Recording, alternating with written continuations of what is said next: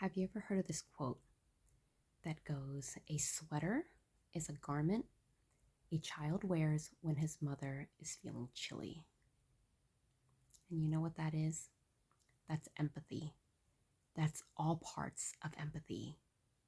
And if there was one thing that I've learned that I could put out into the world, it would be empathy. But that's the hardest thing to teach because it requires pain. And as humans, we try to avoid that. But unless you have suffered, unless you've been oppressed in the same way as someone else, you will never truly understand what it is to hurt on that level. And that, in a sense, is privilege. And in the same vein, it's why the most callous of our society, the ones with the most hurtful, dismissive comments, are always cisgendered, straight, white males. And it's because that group historically has never been oppressed on that level before based on things that are out of their control, their gender identity, their ethnicity, their sexual orientation. And because of that lack of suffering, it makes it really hard for them to be able to relate, to believe, to feel even the slightest sympathy for others when they say that that type of prejudice is really harmful and really painful. So the way I teach empathy is really easy to the point where even a child can understand. And that's actually how I came up with that concept to begin with. It's because I was really trying to teach my children kindness. And, we've all known hunger and thirst. We've all felt it on varying degrees, from mild discomfort to actual physical pain. And so I would choose to speak to my kids when I would know that they were hungry. And I would tell them to take that hunger, that, uncomfortable feeling, and to internalize it and multiply it to where it's really uncomfortable.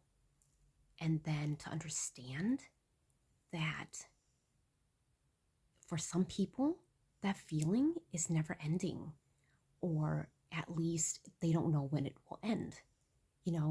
I say it's different for you. When you're hungry, I'm going to feed you soon. And so you don't worry about it, you don't think about it. But you have to understand that there are people who are far less fortunate than you are. And they don't know when their next meal is going to come. Even the smallest bite of food, a cold drink of water, when they're super thirsty, things like that. And, every time you feel discomfort or pain, whether it's something like you scraped your knee, maybe you've broken a bone, something that really, really hurts, or that had hurt you in the past, and you take that and you just really feel it, and then you put it on someone you love. You imagine how it would be for them to feel that level of hurt that you've been through. And suddenly it becomes so much more real.